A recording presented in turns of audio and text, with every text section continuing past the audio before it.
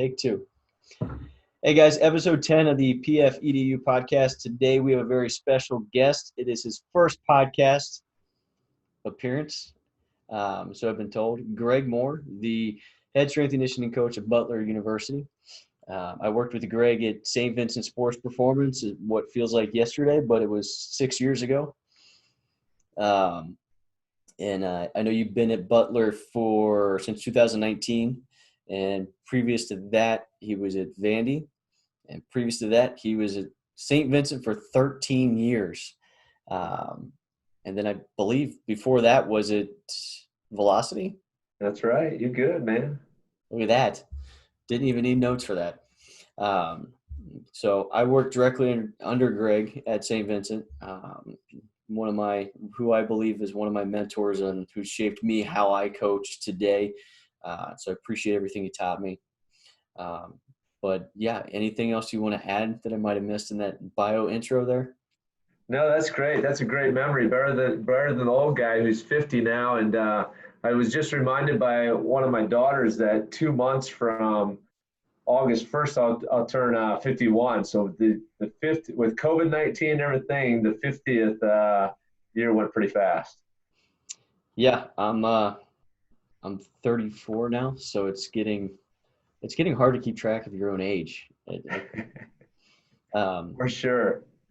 But yeah, one of the things that I've always admired immediately when I joined St. Vincent about you was I consider you like the master of cueing. Like you could get an athlete to do something. I don't even know if you're aware of this, but you could get an athlete to do something with like one cue. It was like Greg Moore is the SEAL team sniper of cueing. Like I would see you all the time, just like one cue, done, and he would do it flawlessly. So I don't even know if you're aware that you have that ability. No, Kevin, no one's ever said that to me ever before. So that might be the greatest compliment that I've ever received personally, because I think I am probably one of the worst audio coaches out there, or teachers out there. And I thank God every day for my ability to be a 2-rep guy, the ability to demonstrate something for at least 2 reps. Because I think that is me. I'm just kind of a show and tell guy to get that audio message across. So for you to say that surprises me, because I think I could do a lot better on that. But I guess I left an impression on you with words, I guess, and maybe I did. I think the coach is only as good as the student athletes. I must have had pretty good student athletes when you were around, and they made me look good, I guess. So we might be complimenting the student athletes, and I was just along for the ride, which I have been for 28 years now, and back to you and how we met, crossing paths, and that sort of thing, and positions and titles don't necessarily mean leadership, and I say that because a lot of my people that have been in a position underneath me have really been mentors to me, and I say that to you, and I say that to a lot of my assistants over the course of the years. And obviously I've had people that I've worked for that have been my mentors and that sort of thing. They've been great leaders to me, but I still feel like I'm in the sweet spot right now with where I'm at in my journey, because I got my mentors that are still out there grinding every day in the profession, and then obviously the young coaches following even yourself up now, at the age of 34, and these young interns coming out are super smart, and yeah, it's a good position to be in right now, and glad I'm able to do it every day. Yeah. But thanks for the compliment, though. No problem. Yeah. So what is kind of like the biggest? Because one of our guests we just had on, I actually just talked to Rob, and so he's at SLU now. So like he's been in the private setting, he's been in the NBA, he's been in college. So spending so much time in the private setting, what do you like for young coaches that are trying to figure stuff out here? Like, what do you like about the private setting versus college? What do you like about the college versus the private setting? What's kind of the big differences that you've noticed? Yeah, for sure. Start with the private setting. What I enjoyed most and what I miss most probably about the private setting is the individuals like yourself, Kevin, and you know our great staff that we had there at St. Vincent, from sports medicine docs to the physical therapists to the athlete trainers. Just having that all-encompassing toolbox. You know, I was just one of many tools on the strength conditioning side in the toolbox to assist and develop the student athlete. But I do miss those coworkers of ours that we worked with, and I wish I had them here at Butler. Would have, should have, could have, or the grass is always greener on the other side, as they say, isn't always necessarily true. But what I do enjoy about the college atmosphere, and having experienced that before I left Indianapolis the first time to go to Kansas City for Velocity. I worked with IPY athletes and that sort of thing. And what I really missed and now enjoy being back in it is an opportunity to really mold an 18, or help mold. I shouldn't say I do the molding, but to witness and watch them pick up the tools and mold a 18 to 22-year-old who's leaving home for the first time, most likely from where they were raised in their environment, and now trying to become this independent, who am I, and not just for 4 years of college athletics, but 4 years of college athletics and beyond. So it's a great picture or a window to look through and watch and see what happens. You know, Ralph Reef, who we both worked for at St. Vincent, is my new boss here. He was my old boss at St. Vincent. I left, went to Vanderbilt, came to Butler, and then probably 5-6 months after I got here, he accepted a new position here, and now he's here. So he always said, you know, we're planting seeds, and we never know when the harvest is going to be. So a lot of seeds being planted, hopefully, and we'll see when the harvest comes for a lot of these student athletes. So, being on the college side, what is your primary sport? Is probably basketball, right? So women's basketball. So teams that I do not have assistance with, I guess I should say, are women's basketball, men's and women's cross country, and then women's tennis. And men's basketball has hired their own strength coach, and Coach Matt Johnson was hired in July of 2018, just prior to me leaving St. Vincent Sports Performance and going to Vanderbilt. That same summer, he got hired here. So he was here when I got here for men's basketball. And then TJ Greenstone was here, came in the fall of 18 when I went to Vanderbilt. So he was here ahead of me about 5 months. So he's a full-time strength coach on staff. And then we have Robbie Burns, who's a part-time strength coach and part-time track and field coach, basically full-time employee. And then Will Birch is another one of our part-time assistants. So we juggle the 20 sports here at Butler Athletes, with guys or coaches taking on different responsibilities or being the head strength coach for different sports. Nice. So with all those sports, what is the number one thing that you guys, or you particularly, tend to bang your head against the wall with when you see the incoming freshman? Movement efficiency, quality of movement.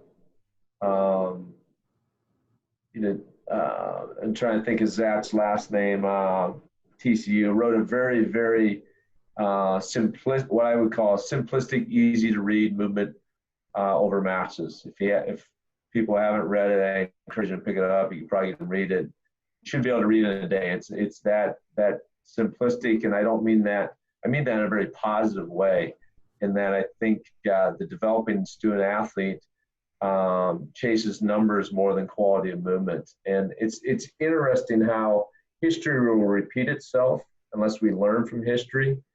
And I say that because we're learning a lot right now in what's going on in our world and society, especially here in our country. But I say that because I go back to 1997. I was at the National NSCA conference out in Anaheim, California, and there was a panel of college strength coaches, and the majority of the audience was high school strength coaches or sport coaches that were responsible for running the weight room at the high school level at that place in time in 1997. And the question was asked, what can we do to prepare our student athletes for the college level?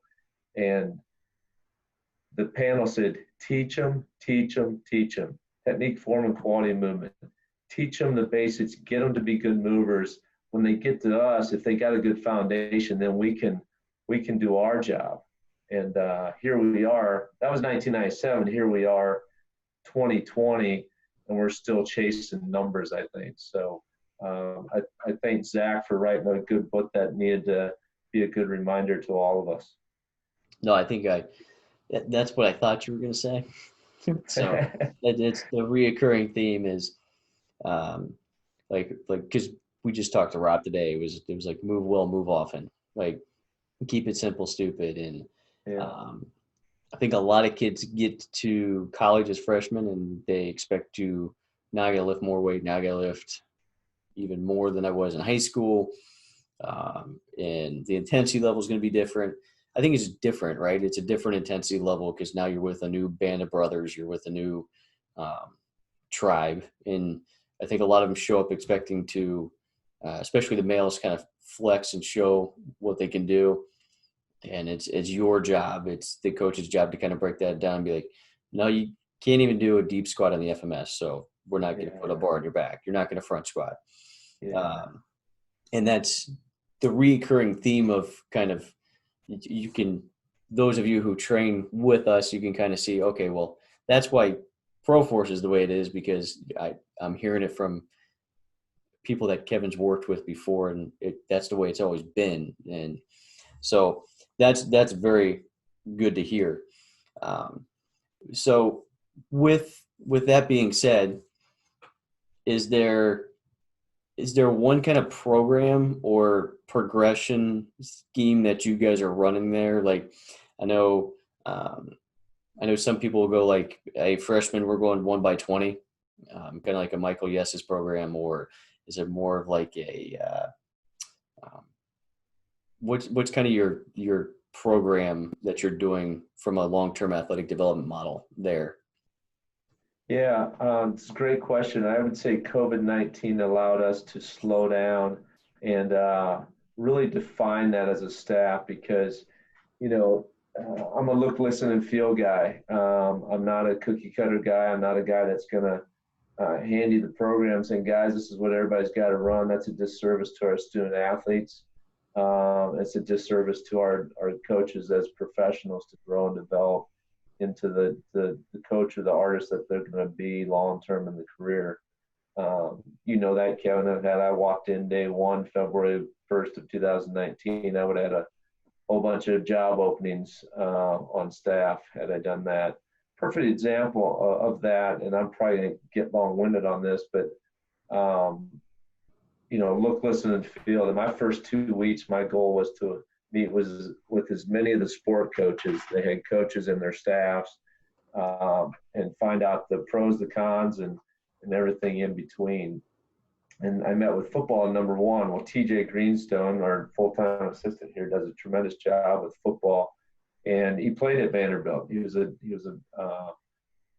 Power 5 football player at Vanderbilt and had been here 5 months prior to me and basically took over as Coach Peel was putting in his letter of resignation and transitioning out. Somebody had to take on that team, and he took him on and had him for about 2 months prior to me getting hired and started, and sat down with Coach Forrest. And he said, Coach, he goes, it's your program. Obviously, you can do anything you want or run however you want. And he said, but I took a poll of our 72 guys, after the season was over. We got 110 helmets, so we'll start a fall season with 110, but as graduation and people leave in the spring or January, you got 72 when I got here. And he said, Coach Greenstone has all of them on board, and they're excited.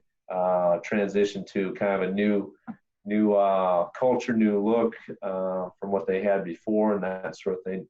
something new. And he had their attention, and he had them rolling for 2 months. And it would have been a huge disservice had I said, I'm going to take football and TJ's going to do so-and-so. We kept moving forward and plugging away, and he and our other assistants do a tremendous job. And, what we've allowed to, I guess, marinate over time. I always like to say I'm a crock pot living in a microwave world. That's kind of who I am. We've allowed it to marinate, and COVID-19 allowed us to kind of take it out and taste it a little bit. And what I mean by that is teach and talk through a lot of what we saw each other doing over the course of, over a year went by before we really were able to dive into the weeds and talk shop. Because, time is probably the biggest, not enough time at the collegiate level to spend time, because NCAA sets rules on us, and that sort of thing, and more rules with COVID-19 and that sort of thing. So, quality of movement is our theme here. Do we have student athletes in Olympic weightlifting? Yes. Do we have every student athlete in Olympic weightlifting? No. Are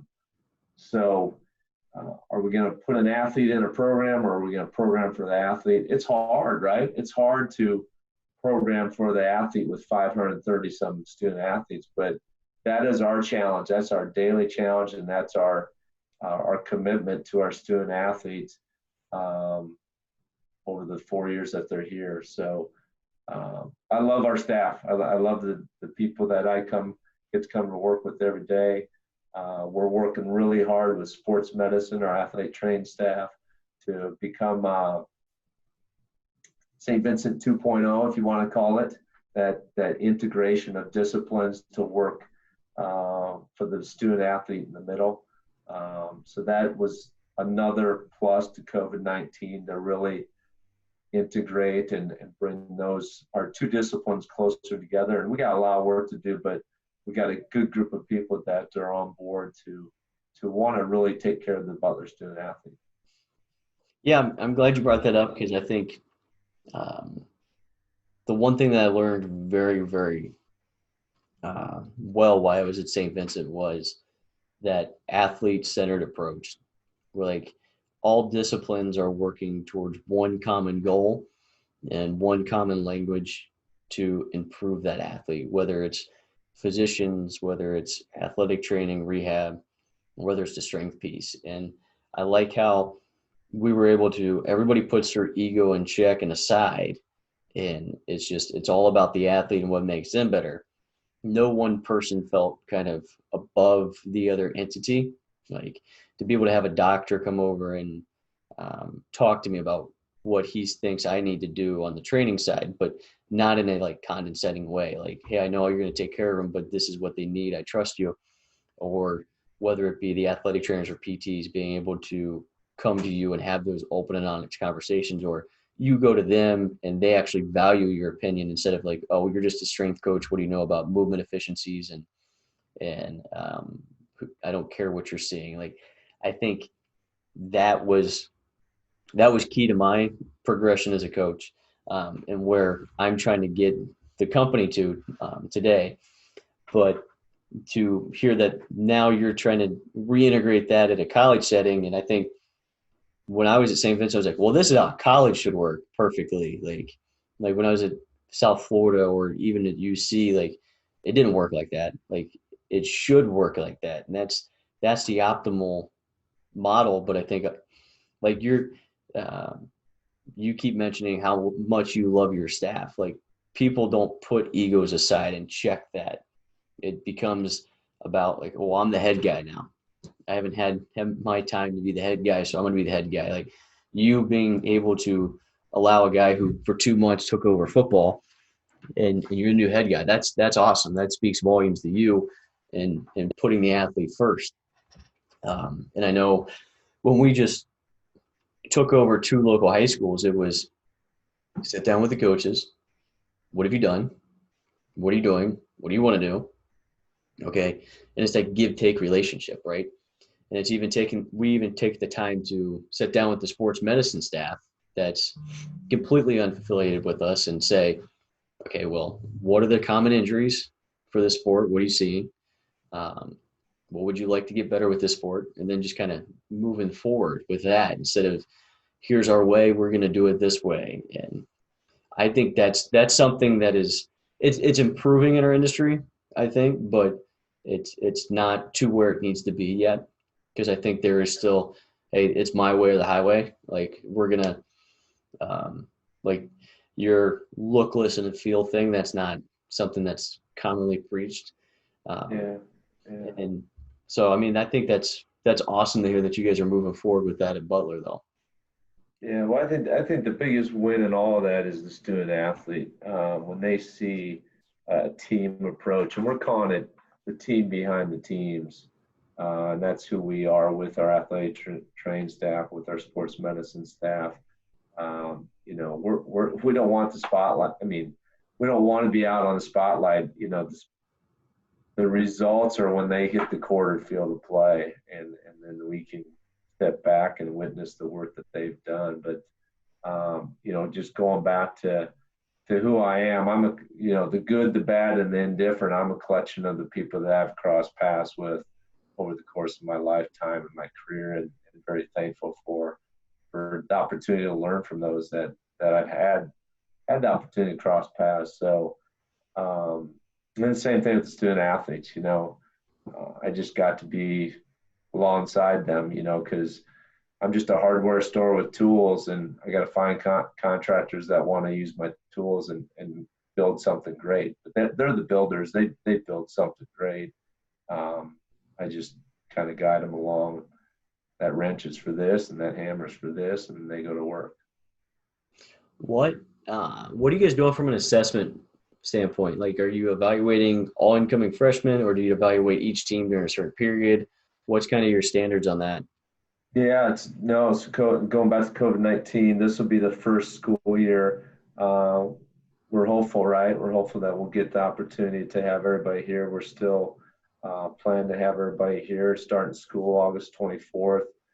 We will screen everyone with the FMS screen. As you know, it's not bulletproof, but it does give us a snapshot.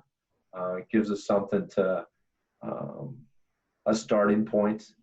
So we will screen everyone. We screened all but probably 2 teams last year, and I offered it up.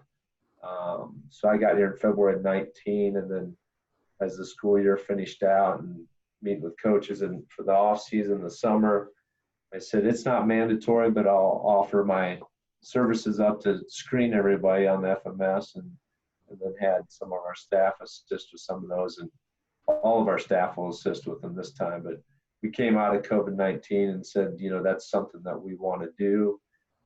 We're going to try and we'll see how it goes. We're going to try and videotape them. We'd like to have an archive, you know, because it's always nice to go back and see movement versus like, okay, I just wrote down a bunch of notes, but man, I'd really like to see what that note meant, you know, to the point we were talking about.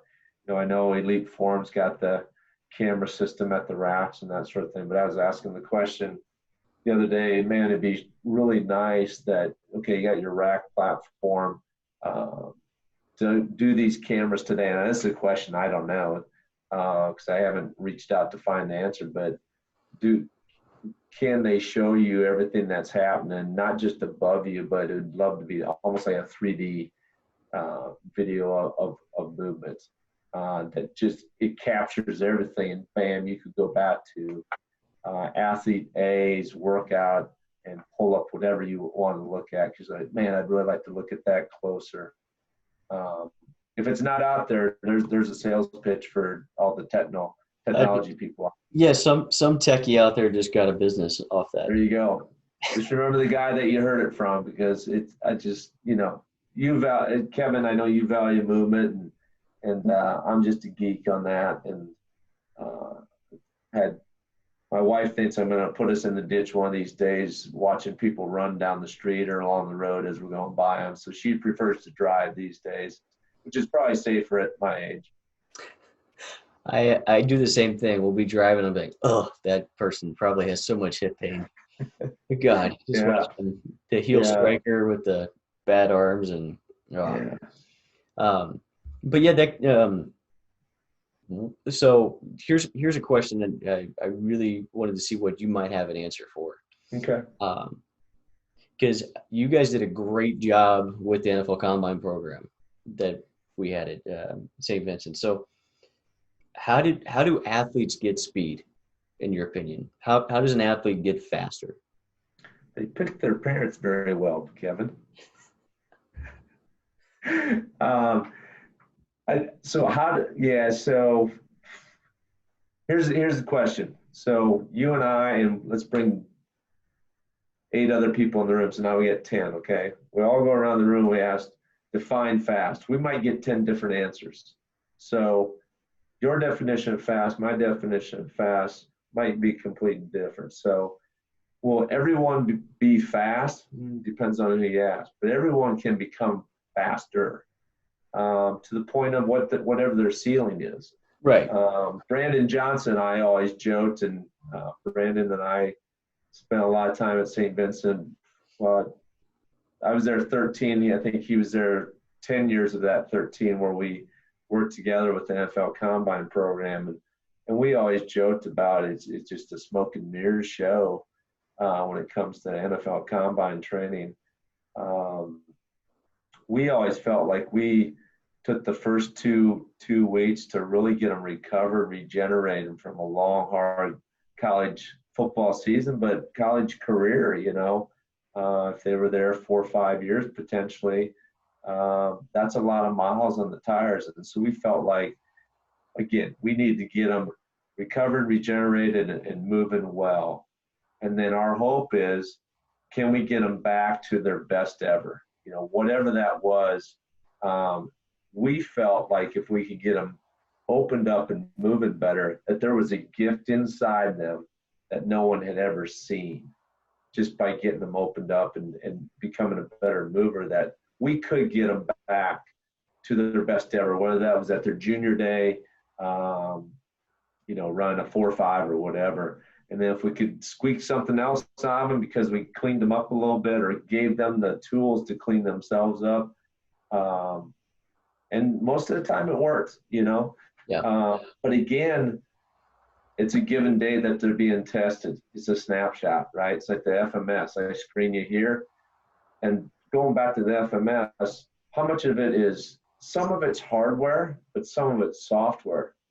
Are they sending the right message between the ears, down the kinetic chain, down, and then it travels back up? Because I think the more information you give, and Gray Cook does a great job, Gray Cook and Lee Burton, only give them enough information to perform the test, right?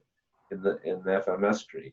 So, but you go through, you screen them, and let's say you don't screen, I'm jumping off the combine train now, but let's say you screen the FMS and you come back, I don't know, pick a date out there, 3-6 months down the road, you come back, but now they've got all this information, software package has improved, but their hardware package has improved too, because you've worked on mobility, you've worked on stability, flexibility, those things. But I think their software package, which is a powerful tool, right? Mind and body has improved. So how much of that software package was key to improving quality of movement, speed, power, strength, whatever it may be? We always say, be present, be engaged, be here in the moment. You and I can't check our personal life, our married life, our fatherhood life at the door and walk into work and completely forget about. We know we try to, people say balance, good luck. That's never going to be here. Harmony. Yeah. Harmony. I think I'm stealing that word from Ralph. I think Ralph used that word. Develop harmony in your life. And I think that's the best approach to being a high performer, whether it's for sport, whether it's for your career, whether it's for just being a great citizen in the world. So sorry, that's way off of NFL Combine and speed development, but there's obviously a genetic component to that. Greg Moore will never be fast. in most people's eyes. I feel like I reached my full potential through what I knew along my journey. I wish I knew now. I wish I knew then what I know now, and still the unknown to come. Right? Yeah, I think what you said is key, and I know I've used that multiple times talking to parents and athletes post eval. It's like, okay, well, your operating system's out of date, so we need to do the update, because right now you're running slow, and most of the kids nowadays can understand that one. It's like your iOS software is like 2 packages behind, so and it's teaching them the movement efficiencies like you talked about. That cleans a lot up. And helping people get to that genetic potential ceiling. Right. And I think what you mentioned is key, because whether it's a professional athlete I'm working with, college athlete, I mean, all the way down to really some middle schoolers, not as many, but once you do the evaluation on them, you find out where they're locked up. It's like, well, you're leaking all your energy here. I mean, this is where it's not working. And I think what I've done and what we've come up with as to define our speed approach here is basically a spinoff of everything that I've learned. And it's can they get in the right positions? So we use kind of that 3P mentality. Can you position? Once you can position, can we pattern? And then can we add the power component? And then I think far too often you see these places that do speed, and they're really into speed, and it's the sexy power piece, right? Yeah. Like you just mentioned, like it's really the positioning piece. And then once you can position it, can you pattern it? And now that you can pattern it, okay, well now can you move power through it? And I know like a lot of people want to know, like, well, how can you increase my 10-yard time, my 40 or my 60? How can you make me jump higher? You've got to have the operating system to move well. And once you can move well, then we can add strength. Yeah. Now we get you strong. Oh, well, look at that. You're faster. Right. But to the point, there's that genetic component, and sometimes we have to have that talk, because like, I'm not improving anymore. Well, what's your mom and dad like? Right. Well, they never played any sports. Yeah. Yeah, no, that's great. And I agree with all that, the operating system for sure. And then you think about with our youth today, recovery, how many, I mean, they're just overloaded with competition more than anything. So then you think about the different ages. Okay, you got chronological, you got developmental, training age, and then maturation age. Okay, so all those factor into that as well. But I think, gosh, they start at just use 8 years of age, all the way to 18. And, I heard this several years ago, many years ago now, call it 10 years ago. There was a dad I was talking to in the summer, and he was so proud that his fifth grade daughter was playing 82 basketball games in the summer. And I said, sir, you understand that an NBA season is 82 games, regular season? He goes, yeah. I'm like, you just condensed that into a summer. And so just, a lot of miles on the tires before they get to the point that really competition really matters, right? No, yeah, it's the downfall of sports in America, right? I know we've had this conversation before, probably 6 years ago, but it's the Western model of sports where emphasis is put on competition, where the European academy model is let's practice, get and skill, technique, get strong, let's develop long-term athletic development model. You can speak volumes to it too, because I know when I kind of started at St. Vincent, we were coming out of trying to sell long-term athletic development because it didn't sell. It was like nobody. You put them in the learn to train class, and then as soon as you put them in there, mom and dad are like, "So when do they move up?" Don't ask me when they're going to move up. Like I'll tell you when they're going to move up, because they can move better. The operating system's better. We can move up, and it's just that doesn't sell. That's not sexy, and it's all about, you got to prepare and get there as quickly as possible. So people don't want to spend time on the operating system stuff. Right. Yeah. When do I get to be on the elite team? Yeah, Everybody wants. and Yeah. that's Go why they ahead. jump. That's why they Yeah. jump and they go from one club to the next, and they're doing Yeah. that to get to the elite teams. And all it does is there is no elite team. It's just all watered down talent that's even with each other. Yeah. No, you make me. Thanks for bringing that up about long-term athlete development and the Canadian model. So Stephen Underwood was with us at St. Vincent's Sports Reforms before you got there. Did you ever meet Stephen or cross paths with him? No. And but anyway, he's with ETSOS now. But great teacher, great educator. He's high up in their education component there at ETSOS. But you know, so thankful for him in my life and him trying to really implement that with us at St. Vincent Sports Performance. And, you know, did we throw our hands up? We probably did from a financial standpoint because, gosh dang, these Americans wouldn't listen to the Canadian model and everything that we felt as teachers and coaches felt like it's the right thing to do. And I still think it's the right thing to do. And that's the great opportunity that you have in the private sector as a teacher, coach, and educator is that opportunity to get them to understand that. So what? I mean, why are we chasing?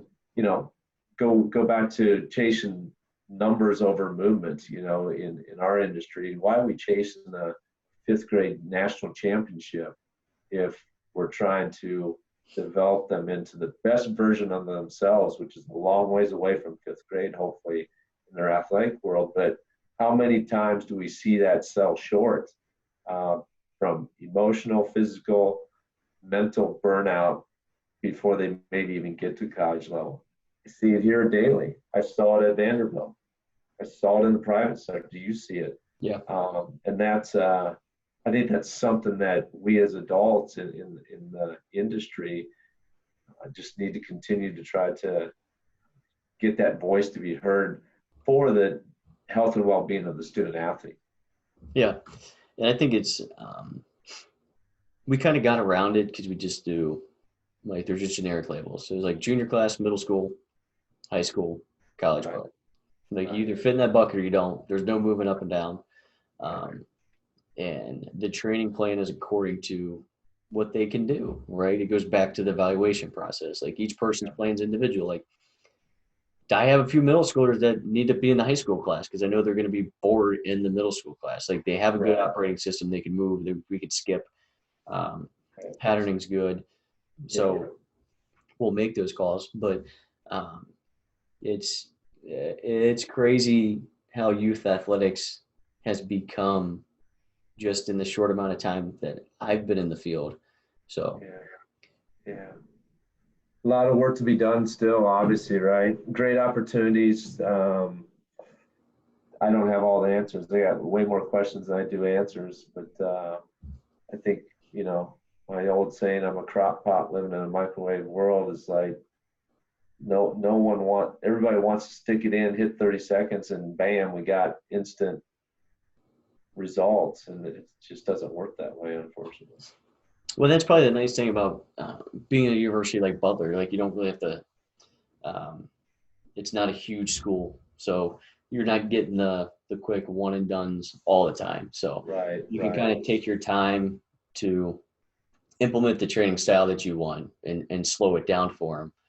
Yeah. So we got great kids too. I mean, it's an enjoyable part of it. Great student athletes, great kids that do want to become the best version of themselves. So, you know, that makes it, I don't want to say easier, but it makes it a lot more fun I always say, give me somebody that wants it better than themselves and I'm on their team. Let's go. So we got a lot of those kids. Yeah. And I know it was great to like, I'm trying to figure out how to bring it up without dropping a name.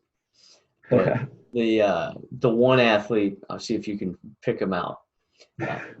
But I love stories. He ended up at Xavier, so see if you can. Yeah, I got you.